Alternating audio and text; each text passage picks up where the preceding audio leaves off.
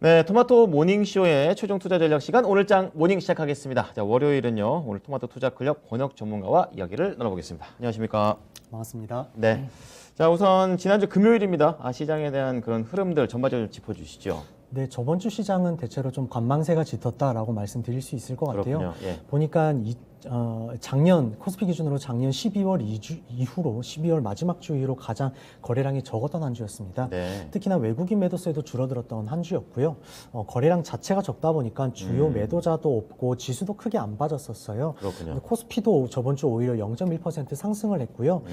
그런데도 불구하고 최근 꾸준하게 올랐었던 뭐 실적주, 가치주뿐만 아니라 원자재, 커머더티까지 다 빠지면서 네. 많은 투자자분들이 좀 힘들어했었던 한 주가 아니었나 이렇게 생각을 하는데요.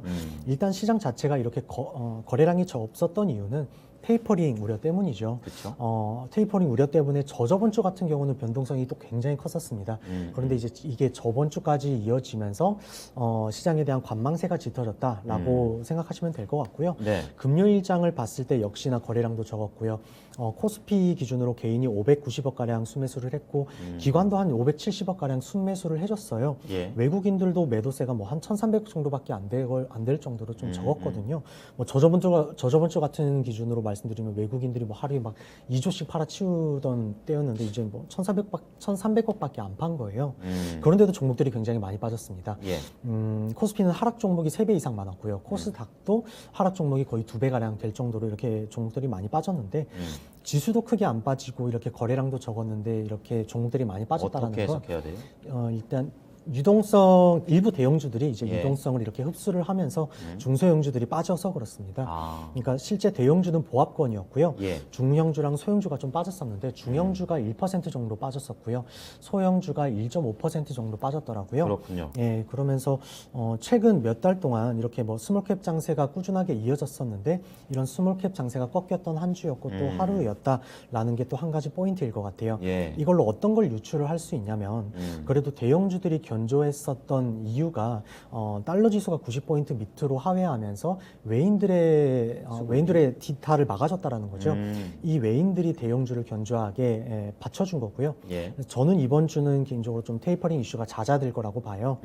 이 테이퍼링 이슈가 잦아든다라는 말은 또 다른 말로는 달러가 강세로 전환되는 것에 있어서 또 제한점이 있다라는 말이기 때문에 결국에 유추할 수 있는 거는 저번 주와 같은 또 금요일과 비슷하게 일부 대형주들이 유동성을 흡수하면서 지수 대비 하락 종목은 많을 수 있는 그런 장세가 당분간은 더 펼쳐질 거라고 봅니다. 네. 개인 투자자분들 입장에서 난이도가 조금 높을 수 있고요. 지금 장세에서는 그래서 포트를 좀 장기적으로 끌고 가시기보다는 최대한 이 변동성을 이용하시면서 유연하게 좀 굴리시라고 말씀을 드리겠습니다. 네. 금요일 시장 또 이어서 말씀드리면은 그동안 올랐던 가치주들이 대부분 조정을 받았고요. 커머더티 쪽도 많이 빠졌는데 그렇군요. 철강 쪽 보면은 KG 동부제철이 마이너스 4.4%대, 뭐 고려제강이랑 세아베스텔이 마이너스 3%대로 빠졌고요. 많이 밀렸네요. 구리 쪽도 대창이 마이너스 4.6에서 뭐 이구산업도 마이너스 3.9% 빠졌습니다. 네. 이외로도 뭐 유가, 대두, 화학, 비철금속 다 빠졌는데 이번 인플레 우려감이 올라오는 것에 있어서 가장 좀 큰 촉매로 작용했던 게 이런 원자재 급등이잖아요. 그렇죠. 이게 5월 12일에 이제 중국에서도 원자재 급등에 대처하기 위해서 통화 정책과 다른 이제 정책들을 강화 조율하겠다라고도 말을 하면서 그때부터 이제 원자재 가격에 대해서 이렇게 좀 주목을 했었는데 예의주시하고 있었다 보니까 그날 이후로 원자재 가격들이 쉽게 반등이 나오지 못하고 있어요. 그렇군요. 또 20일에도 이제 리커창 총리가 예. 뭐 이런 원자재 사재기를 하게 되면은 뭐 공개 처벌하겠다 뭐 이런 식으로 또 말을 했었기 때문에 제가 이전부터 말씀을 드렸듯이 이제 원자재 쪽의 가수요라던가 일부 사재기와 같은 이제 투기성 자산들의 거품이 있었는데 예. 이런 게 지금 빠지고 있는 상황이라고 보시면 되겠고요. 다만 다시 테이퍼링 이슈가 불거지는 그런 상황들은 지속적으로 반복될 거기 때문에 네. 이러한 변동성 장세에서는 분명히 상품별로 가격이 뛰는 실질적인 이유에 대해서 가격 모니터링을 하실 필요가 있다라고 좀 말씀을 드리겠습니다. 그래서 이렇게 커머더티 쪽이 빠진 이유를 보자면은 뭐 정책적인 이유도 있겠지만은 네. 테이퍼링 이슈가 잠잠해진 게 가장 큰 요인이라고 볼 수 있겠고요. 이걸 또 뒷받침하는 게 금융주라 뭐 은행 쪽이라던가 뭐 보험 쪽이 또 다 빠졌어요. JB 금융지주가 4% 정도 빠졌고요. 이외에 은행주들도 한 3%씩은 평균적으로 다 빠졌더라고요. 네. 그리고 하나생명이라든가 롯데손해보험도 3% 중반대씩 다 빠졌고요.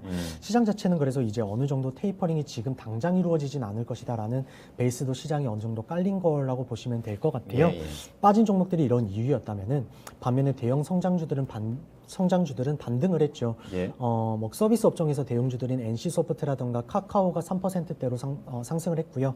네이버도 2.5%대 상승을 했습니다. 네. 그 다음으로 상승률이 높았던 게 이제 자동차 쪽인데 제가 배워야 산다부터 이제 오늘장 모닝에서도 이제 1순위로 선침해야 될 섹터를 이제 자동차랑 부품 쪽이라고 말씀을 드렸었어요. 그렇습니다. 예, 맞아요. CPI 지표도 뭐 세부적으로 말씀드리면서 정리를 해드렸었는데 저번 주 금요일에 이 자동차 쪽이 부각받았었던 게 아무래도 이 5월 20일까지의 수출 지표가 발표되면서 이렇게 부각을 잘 받았었거든요. 팔렸잖아요. 예, 네. 자동차랑 그 부품이 좀 가장 많이 수출이 됐었었는데, 네. 근데 이것도 이제 월요일에 수출 지표를 세부적으로 먼저 뜯어드리면서 미리 말씀을 좀 드렸었는데, 그게 이제 금요일의 시각에 시장이 부각이 됐던 거죠.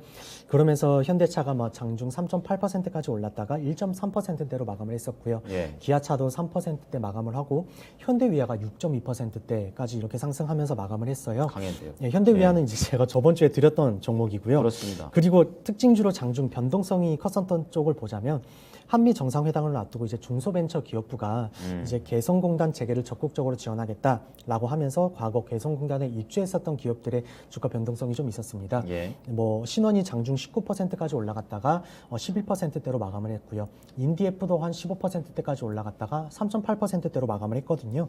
특히나 이거는 또 이재명 경기지사가 주말에도 개성공단 재개를 촉구하면서 이 부분에 대해서는 북한과의 합의를 지켜야 된다라고 또 주말에 말을 계속했었기 때문에 네. 앞으로도 이쪽은 변동성이 조금 더 있을 거라고 보고요.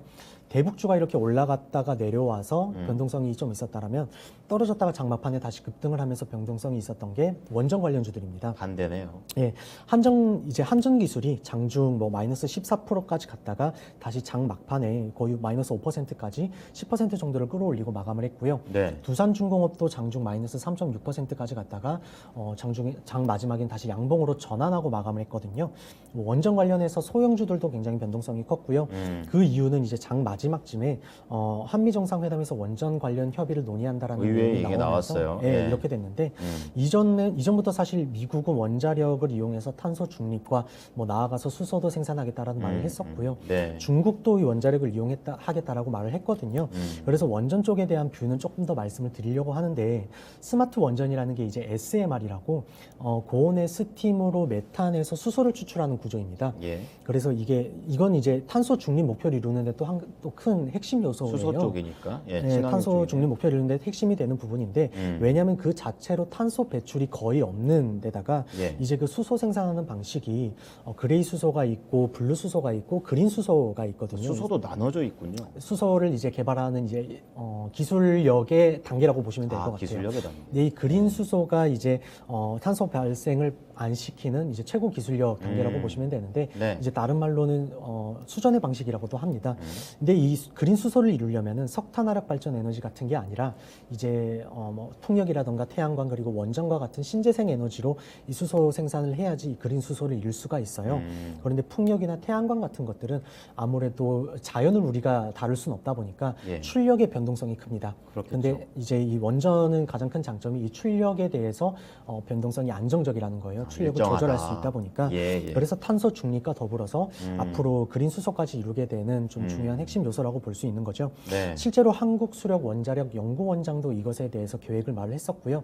1990년도 중반 때부터 좀 그때부터 연구를 해서 2012년도에는 이거를 연구 개발을 성공까지 했었어요. 우리가 그랬군요. 먼저 했는데 예. 이제 이 정부에서 좀 그래도 지원이 좀 줄어들다 보니까 지금 현재는 SMR에 대해서 좀 선도하고 있는 나라가 미국이 된 거죠. 그렇군요. 그러면서 최근에 이렇게 또 한전 기술과 같은 원전 관련주들이 뜨거운 이유들을 좀 단계별로 보자면 처음엔 야당 지지도가 올라가면서 좀 고개를 들었고요. 예. 그 다음엔 탄소 중립 관련해서 이제 저번 달에 미국에 이제 기후 회의도 있었잖아요. 그렇습니다. 시진핑도 방문을 했었고 그 시점에 굉장히 또 많이 올랐습니다. 음. 그리고 최근까지 다시 저점을 다지고 올라온 이유가 이 탄소 중립에 대한 목표로 원전의 필요성이 부각받으면서 이렇게 다시 올라왔고요. 네. 그래서 미국에서도 원전 협력을 요구한 거라고 보시면 될 것 같아요.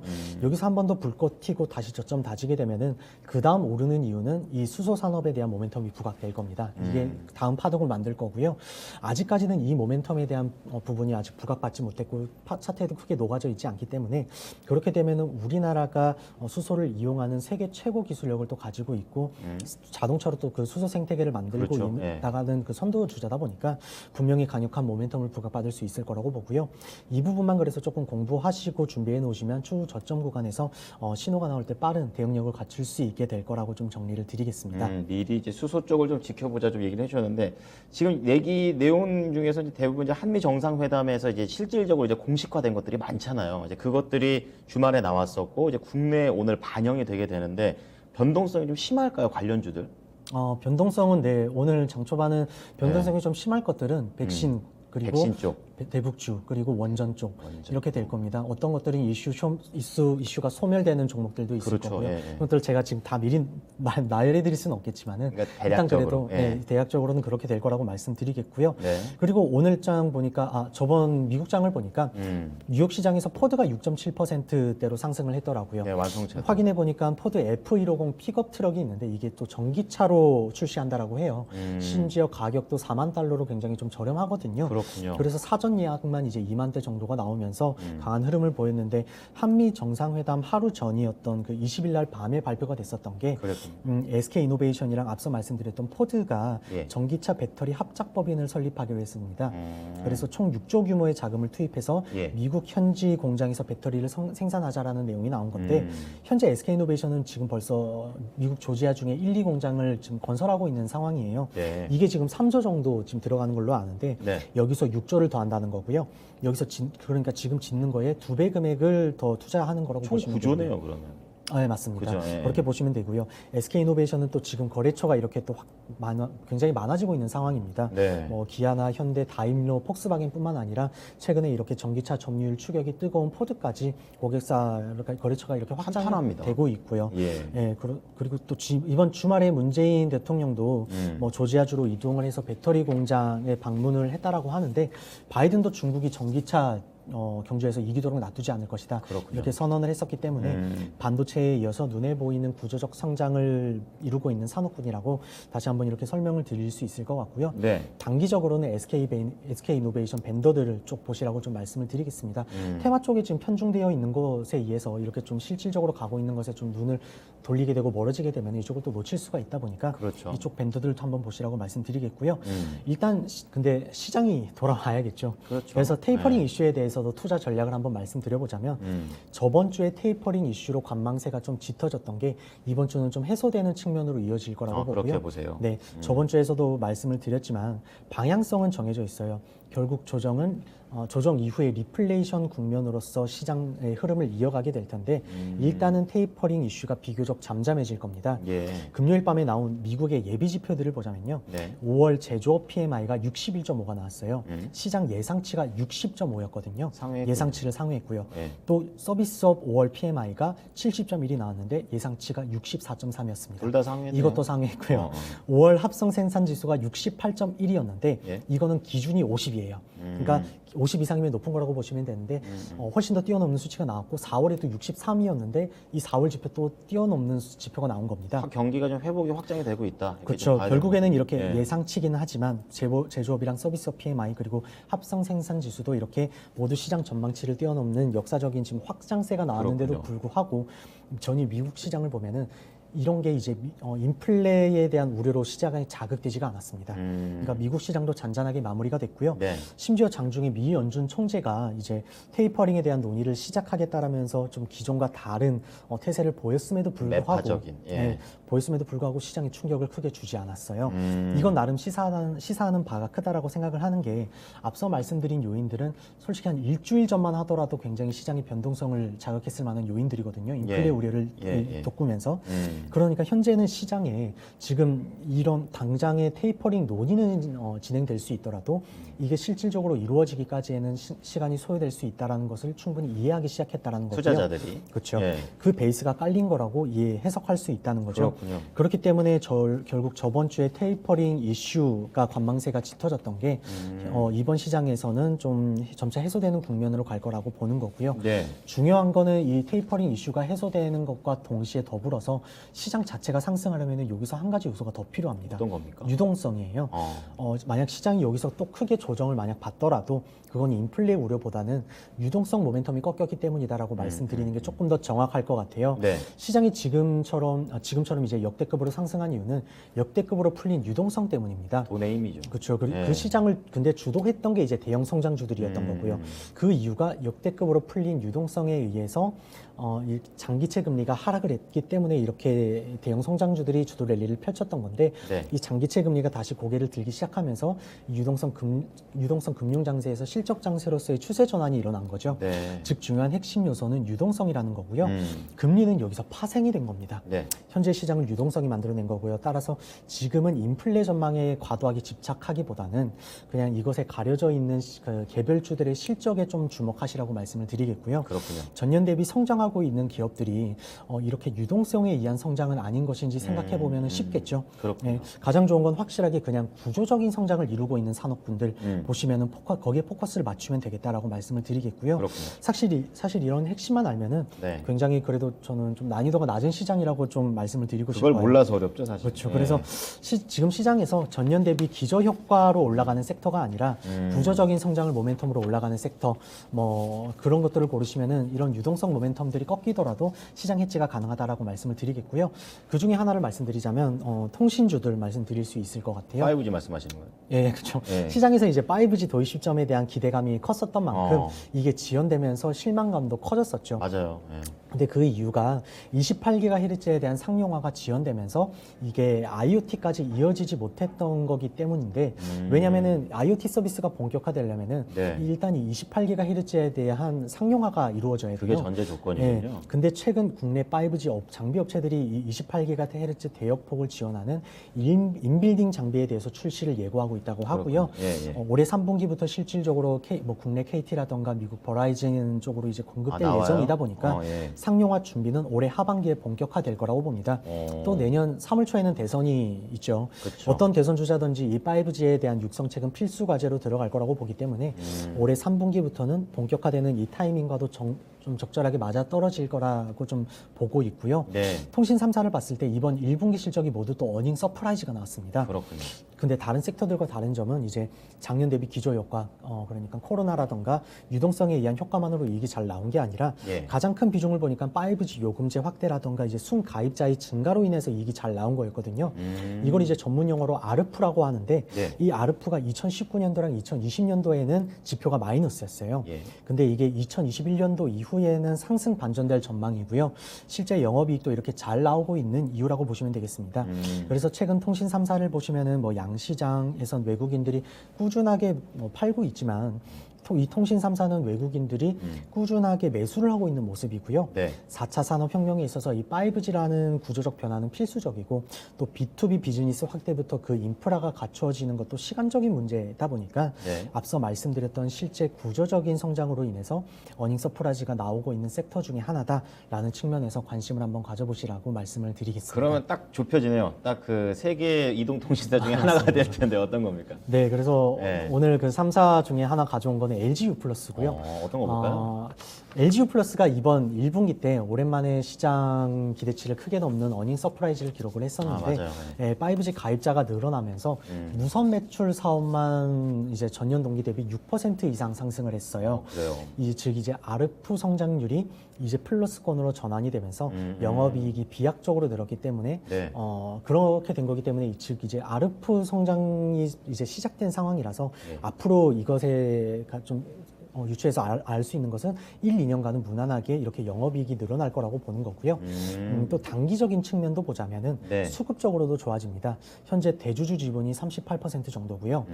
외국인 보유 지분율이 32% 정도인데 이것도 최근에 30%에서 32%로 가파르게 늘어난 그렇군요. 거거든요. 예. 왜냐하면은 지금 외국인들이 양시장에선 꾸준하게 팔아도 이 LG U+는 정말 꾸준하게 기계적으로 매수를 하고 있습니다. 네. 이렇게 현재 지분율을 확인했을 때 한 대주주 지분율이랑 외국인 보유 지분율을 합산했을 때 70% 정도나 되거든요. 이게 지금 여기서 좀 더 추가적으로 자사주 매입이 또 5% 정도 추가가 될 예정이에요. 아, 그래요? 이거는 이제 컨퍼런스 콜에서 미리 나온 내용이라서 제가 말씀을 드리는 거고요. 결론적으로 지금 이게 38%에서 32% 보유 지분율이 합산된 거랑 그리고 자사주 매입까지 합산되게 되면 보유 지분율이 굉장히 높아지면서 뭐 거의 이런 대형주 쪽에서도 어떤 품절주에 가까운 종목이 되는 거다 보니까 단기적으로도 충분히 이 모멘텀이 있다라고 좀 말씀을 드리고 싶고요. 결론적으로 거시적 관점에서 구조적 성장 변화를 이루고 있으면서 실적도 받쳐주고 아르프 성장이 이제 막 시작되는 시점에서 장기적으로도 알겠다. 이익 모멘텀이 뚜렷한 거죠. 동시에 단기적으로도 자사주 매입과 같은 수급적 측면에도 유리하다라고 정리를 드리겠습니다. 네, 그럼 가격 전략까지 바로 이어주세요. 네, 가격 전략 말씀드리자면 매수가는 14,500원 이하에서 매수할 것이라고 말씀을 드리겠고요. 네네. 손절가는 13,800원, 목표가는 16,300원 제시해 드리겠습니다. 네, LG U 플러스 관련해서 자세히 한번 지켜보도록 하겠습니다. 고맙습니다. 감사합니다. 네, 지금까지 토마토 투자 클럽의 권혁 전문가와 함께한 오늘장 모닝이었습니다.